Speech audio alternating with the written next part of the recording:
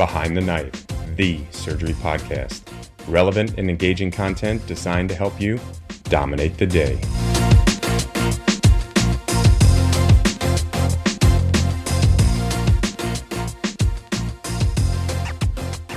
We are proud to announce a comprehensive update to our general surgery oral board review content, covering all of the latest SCORE curriculum.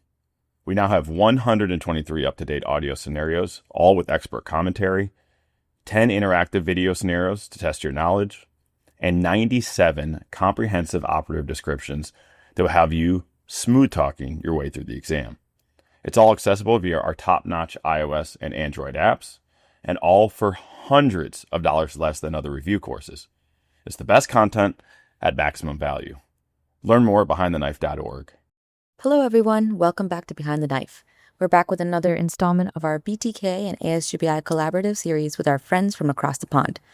I'm Agnes Premkumar, one of the Behind the Knife Fellows. I'm a general surgery resident representing the U.S. side, and I'll let our UK-based co-hosts introduce themselves. Hi, I'm Jared Wohlgemut, a surgical resident based in the UK, and I'm the president of the Moynihan Academy, the resident group of the Association of Surgeons of Great Britain and Ireland, or the ASGBI. It's great to be here. Hi, I'm Gita Lingam. I'm a surgical resident in the UK, and I am the vice president of the Moynihan Academy. So let's get started. So today we'll be delving into all things AI. What is it? What role does it have in healthcare? What role does it have in surgery? Are we all going to be made redundant by AI? So without further ado, let's introduce our panel of experts joining us today. It's my pleasure to introduce Dr. Eric Nelson and Dr. Ellen Larson from the U.S. side for the discussion. Dr. Nelson is a surgical oncologist working at the Brook Army Medical Center in San Antonio, and he's specifically interested in expanding the role of AI within surgical education and beyond. Dr. Larson is a general surgery resident at the Mayo Clinic. She's currently in her research time and finishing up her master's degree in AI and studying the role of machine learning within surgical practice. Hi there, I'm Eric Nelson. Please consider me your audience insert for this episode. I've made it a personal study to learn the inner workings of AI and how it can be used in my relatively nascent surgical practice. And I want this discussion to help you realize its strengths while also avoiding its pitfalls. All right, welcome. I'm also honored to introduce Dr. Mukherjee. He's representing the UK side. He is a man with many accolades. He's an MRC and GSK surgeon scientist, alongside an honorary consultant general and major trauma surgeon in Liverpool, England. Current research bridges academia with industry. He's published a lot, and he's got a lot of strengths in the academia, but he's also won a lot of awards. And most recently, he's won the Hunterian Professorship 2024 from the Royal College of Surgeons of England.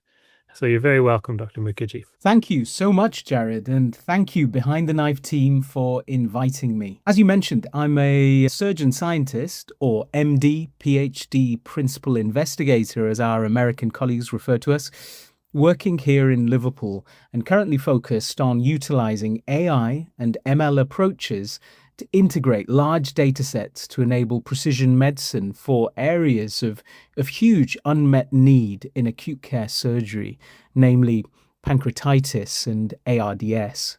It's a pleasure to join you and explore how AI is reshaping not just surgery, but how we actually think about surgical science. Incredible. Well, thank you all for joining us. Let's get started. So probably the most relevant question to the podcast, but what is AI? Dr. Larson, if you want to kick us off. Yeah, absolutely. So this question was beautifully addressed in a series of 3 BTK episodes on AI. I would highly encourage everyone to go listen to that series. They do a great deep dive on the theory and the science that's done by some incredible AI experts. But I'll summarize briefly here just so we can think about how important it is for our surgical practice. So first, we have the idea of AI, which is just the concept of engineering something that mimics some aspect of human intelligence. And then within AI, we have a subfield called machine learning. And machine learning is essentially the science of taking complex data and using a computer to make predictions from that data, and then providing a mechanism for the computer to train itself to improve the predictions. And then there's a subset even further of machine learning called deep learning. And this is what has really driven the AI explosion because these deep learning models have the mathematical ability to solve problems that are much more complex than traditional statistical models. So we divide AI problems really into three main classes based on the type of data that we have to train the computer on. So first we have supervised learning. This means that we have some sort of defined ground truth process that we want the machine to learn to replicate. So, for example, this would be us teaching a model to find pneumonia on a chest x ray by training it on a set of x rays that have been labeled by expert radiologists.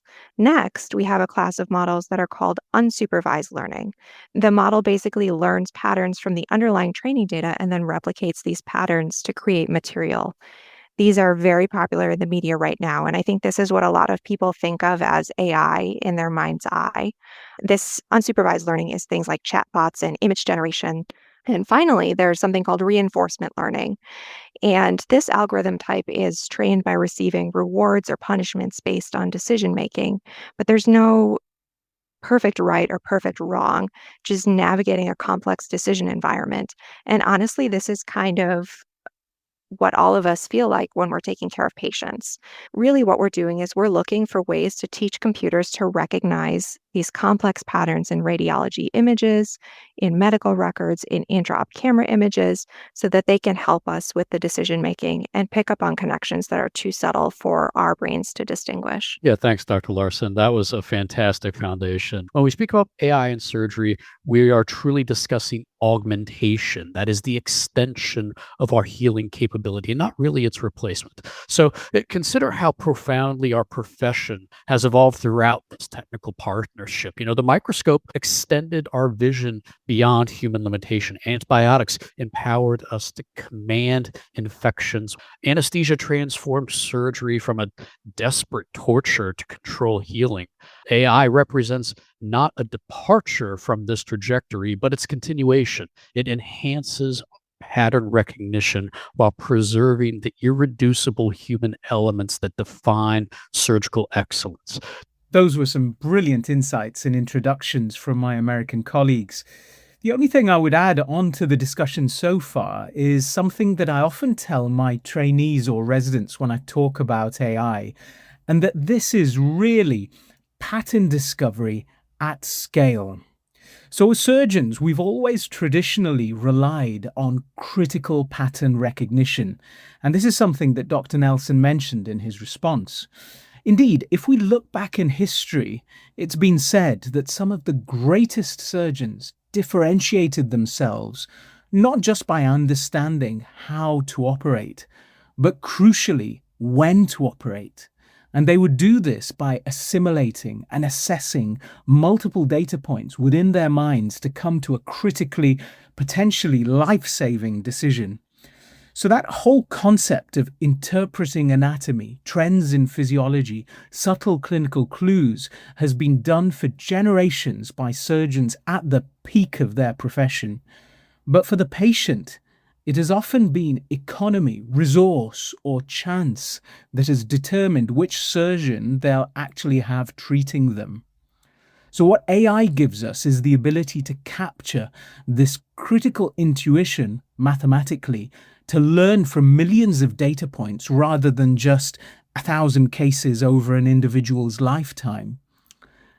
However, one thing we must remember is that the goal should be to not just replace surgical judgment, but to extend it so that we can turn surgical experience and expertise into reproducible, data-driven insights.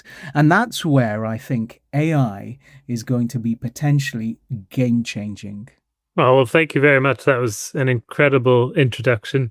I think many people do get the two terms AI and machine learning confused, and sometimes they're used interchangeably, which is not entirely correct. Are there any differences in the approach or the role of AI and machine learning between the UK and the US? So it's fascinating to compare these two ecosystems. Traditionally, if you took a broad brush and considered both countries alongside each other, both would clearly demonstrate their hunger and desire to implement and innovate AI and machine learning approaches to improve healthcare.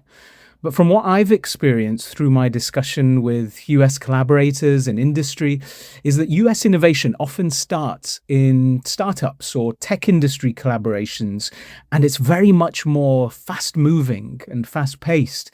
It's investment heavy and occasionally commercially driven, which is in a bit of a contrast to the UK, which takes a different tack, because we have the National Health Service.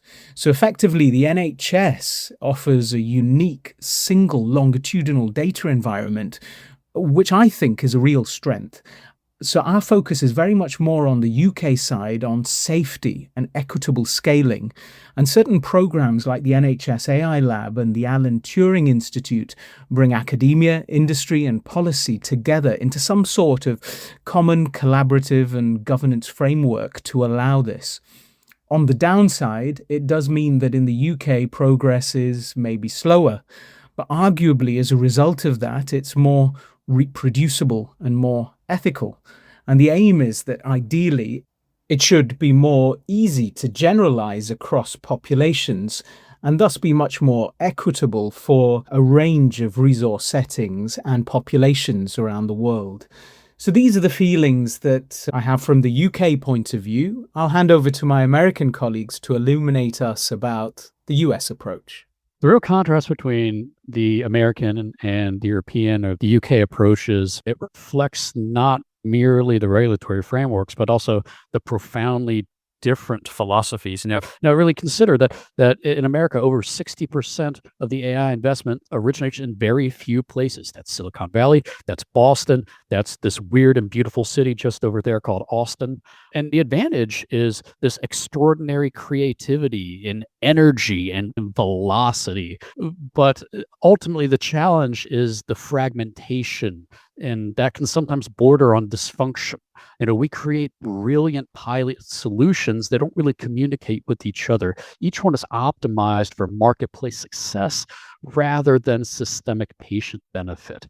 I just wanted to add one small point in there too, which is a big sticking point for those of us who work in the development of AI algorithms, which is that in the US, there are sort of these two distinct populations that work on different aspects of AI. So you have people at the healthcare and university level who actually have access to healthcare data that's generated by university hospitals and big hospital groups.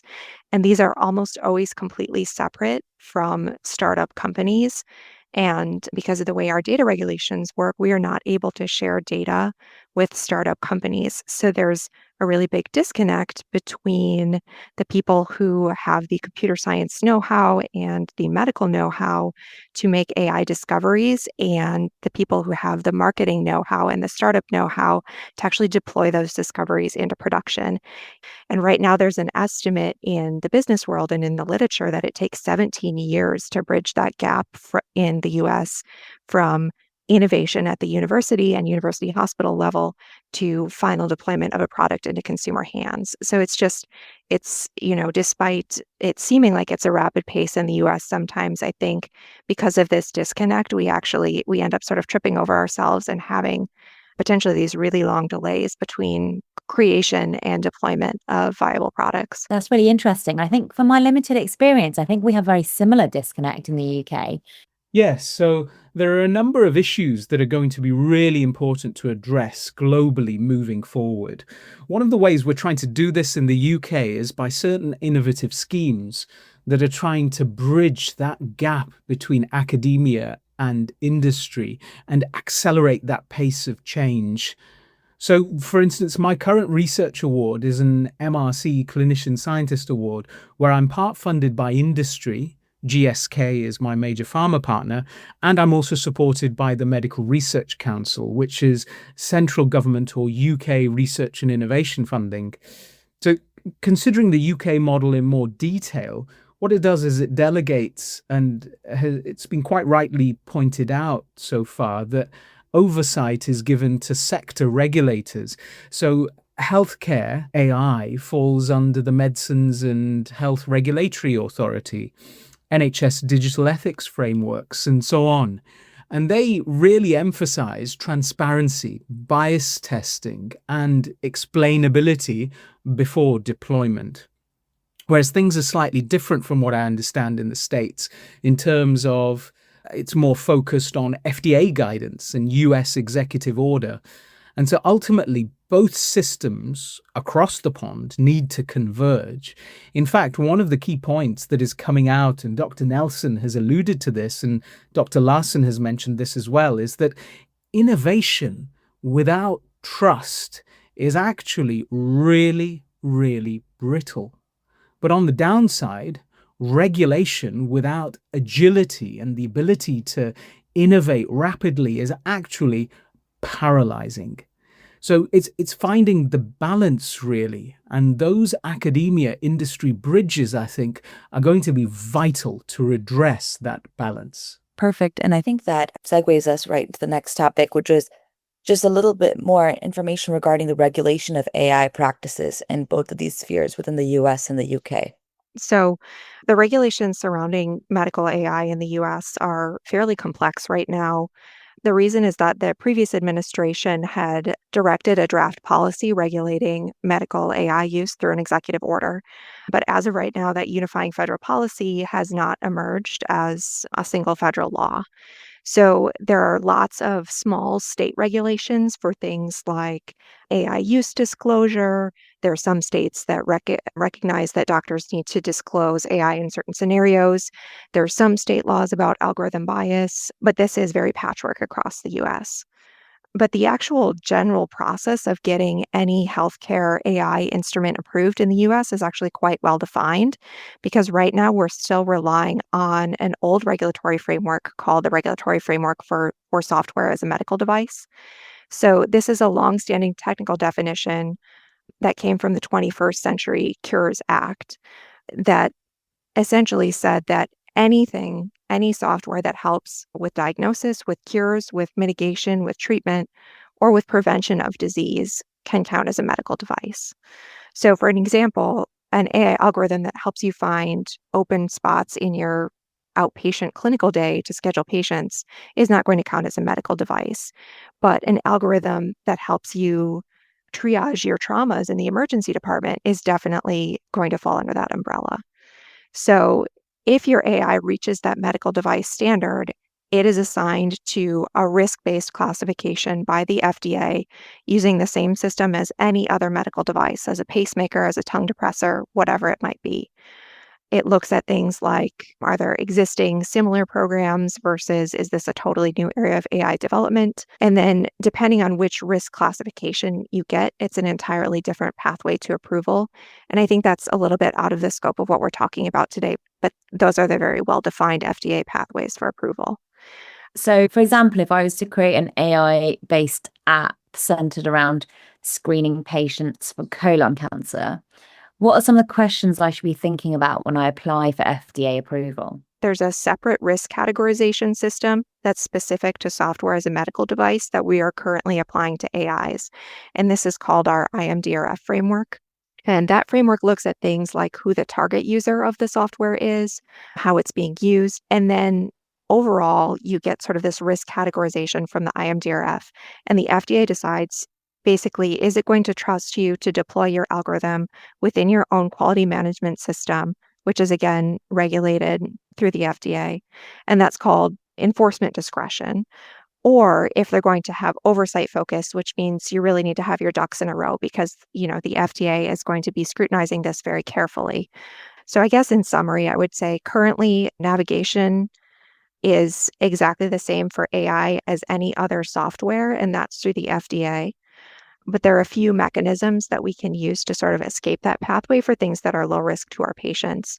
And we're all, as a community, still waiting for federal direction on AI-specific policy while we navigate through state-specific policy. OpenAI started off welcoming federal regulation. That's not really the case anymore, right? Anthropic recently restructured into a more for-profit corporate framework. And I expect that many others can be moving in the same direction. The actual oversight fragments across all of these agencies, the FDA governing medical devices, the FTC overseeing consumer protection, and these vast territories remain totally unregulated at all. And this creates a troubling dynamic for us surgeons who are ethically driven to be conscientious, right? Innovation races ahead even while regulation stumbles behind. Now, we're all physicians first, and our primary obligation is to our patient welfare, not to some technological adoption or, God forbid, administrative efficiency. We must anchor our engagement with AI with whatever regulatory environment emerges. Thank you, Dr. Nelson. I'm in full concordance with you and many of the points that have been mentioned so far. I think going back to some of the points I was making previously regarding the UK setting, the Medicines and Health Products Regulatory Agency, or MHRA here in the UK, is responsible for the implementation of AI as medical devices.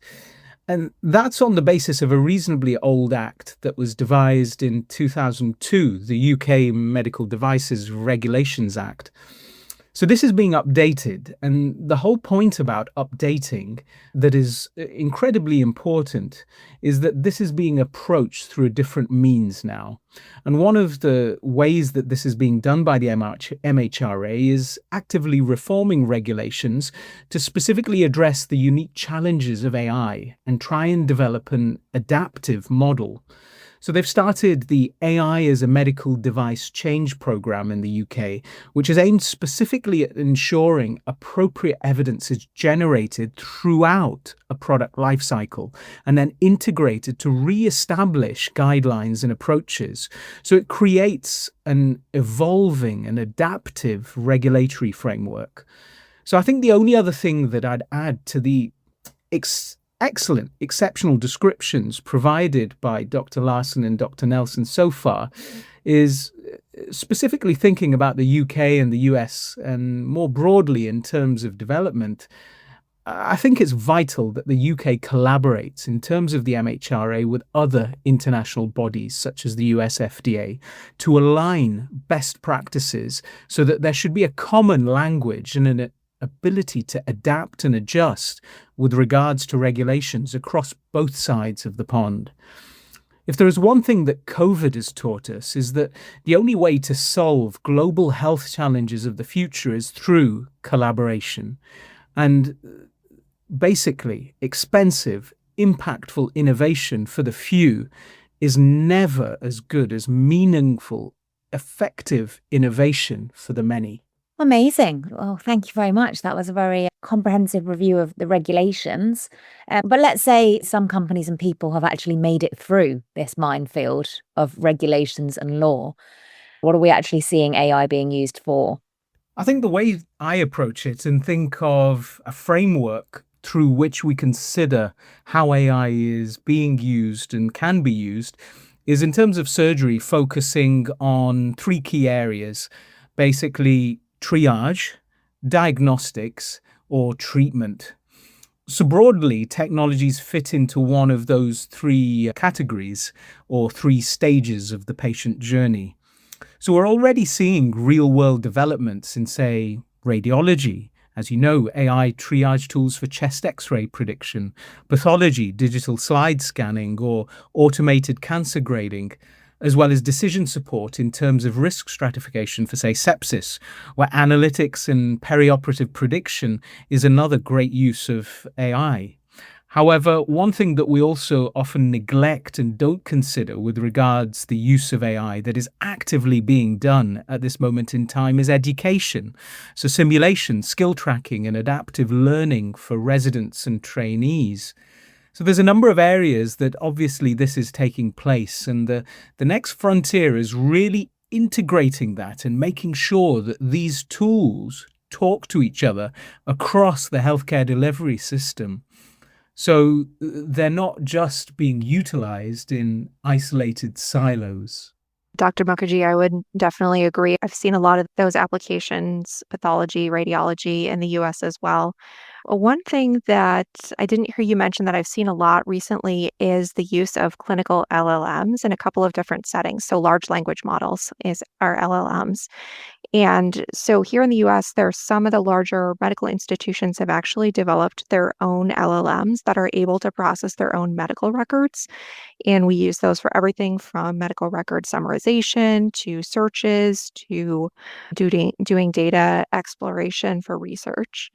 And then we also have commercial products like Open Evidence, which are medically focused LLMs that are trained on the body of data from PubMed and other peer-reviewed databases, so that when we ask these models clinical questions in the same way that we would ask, ChatGPT or Gemini or another commercial system, they're able to give us legitimate peer-reviewed medical sources and can avoid some of these hallucination problems that a lot of commercial LLMs have. So that's a big area that I know I personally use medical LLMs a lot in my research and training, and I'm starting to see them happen more and more in clinic, whether that's people using them to write their notes, having a model listen in while they're talking with a patient and then summarize the note at the end, or even just to do a medical record search. And in terms of surgical education, the domain holds transformative potential that's only beginning to be realized. A 2024 study showed that ChatGPT 4 can simulate the American Board of Surgery oral exam scenarios and do pretty damn good at it.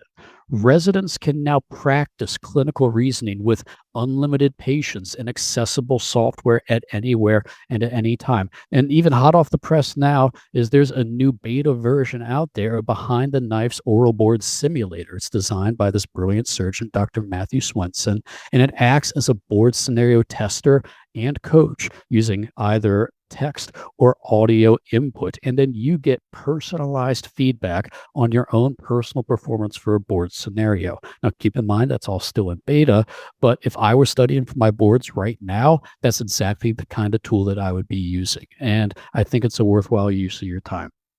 So shout out for Behind the Knife. You start off with some free tokens, give it a scenario or two, see if you like it. And thanks, Dr. Nelson, for that free advertisement. Appreciate it. But in all seriousness, LLM models bring education to a new frontier. It'll definitely be interesting to see how we can utilize that to foster better surgeons and a better training environment overall. I think the realm of LLMs in medicine is very interesting, actually. And I'm sure patients will, if not already, be, instead of Googling, asking ChatGPT to diagnose them based on their symptoms. And I think this is a really great opportunity for good, but also potentially harm. I'm not sure if there's any way to regulate that or ensure proper information.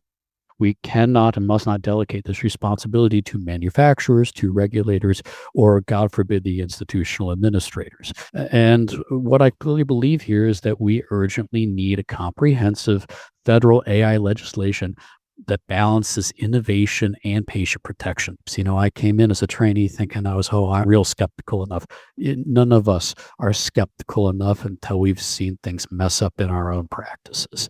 We must never abdicate our clinical judgment to algorithmic outputs, and we must always advocate for our patients when the AI recommendations seem appropriate. I think we need to hold ourselves to the highest professional aspects of our integrity. And that means that we must demand transparency on AI training data and the validation methods. This is a partnership. It's not a replacement. Clearly, AI has many functions, many forms, many uses. I do know that there's a systematic review published not too long ago that showed of all the trials utilizing AI in medicine, a huge proportion of them are AI-powered colonoscopy lesion identification. I thought that was hilarious because, clearly the regulation to get a study through ethics and at the same time get your AI through MHRA, FDA, EHA, whatever the equivalents are in China and India are so insurmountable, but that we have such a small volume of RCTs evaluating efficacy of AI technology. So I'm sure more than just polyp detection and colonoscopies are going to come out in the next 10 years. But right now, that is what the literature is showing. But beyond that, you are all successful researchers. You have extensive experience in utilizing AI within the research field, and not just clinical work, but also clinical research. How has it been used, and how do you expect its use within the research field to be moderated? It's a great question, Jared. So we'll kick off by saying that if I give my specific example from my ongoing research and the groups I'm working with, along with the projects I'm working on, our work focuses on utilizing AI and machine learning to analyze multi-omics data and develop AI/ML models of lung injury as a result of inflammatory conditions such as acute pancreatitis or polytrauma or sepsis. So through this, we're able to utilize AI to develop a means of analyzing the molecular subphenotype of organ injury. So essentially, it's game-changing precision medicine for acute disease. Now, we've built up a wealth of data, and there's been a revolution in discovery science in preclinical medicine over the years that has provided us with a gold mine of information. So what AI is doing is that we're developing approaches that can better analyze and integrate this big data. So I'm talking about not just clinical data, where we have the phenomics based on extensive digital clinical libraries, electronic healthcare records, and radiomics, but also matched transcriptomics, proteomics, and genomics that can all provide snapshots on their own, but an amazing in-depth understanding if that wealth of information is put together so that we're able to much better interpret and apply this information. It becomes much more relevant to the human condition. And this is where I think AI really excels. And even with a strong background in molecular biology and traditional approaches, that's why I've adopted these approaches as part of my current research.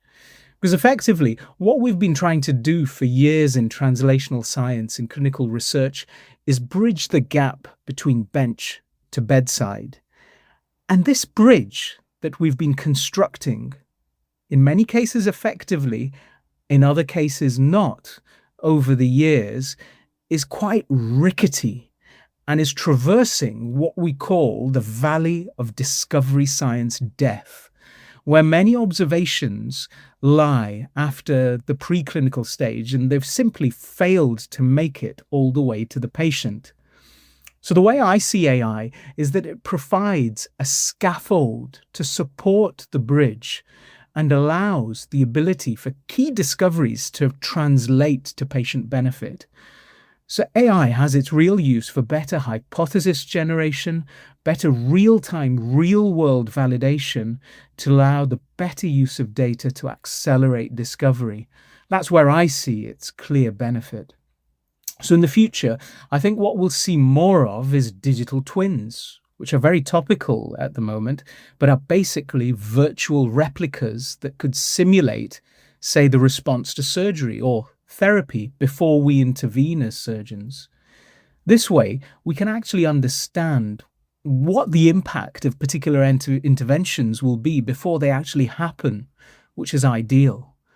We're some way off from there at the moment, and we're in the process of learning how best to analyze the data through developing the best AI algorithms and then identifying the best way to implement these approaches. But I think we'll get there rapidly, as the pace of change is much greater than anything we've ever experienced in clinical research and translational medicine up until this point. Well, we've covered quite a bit of ground here today.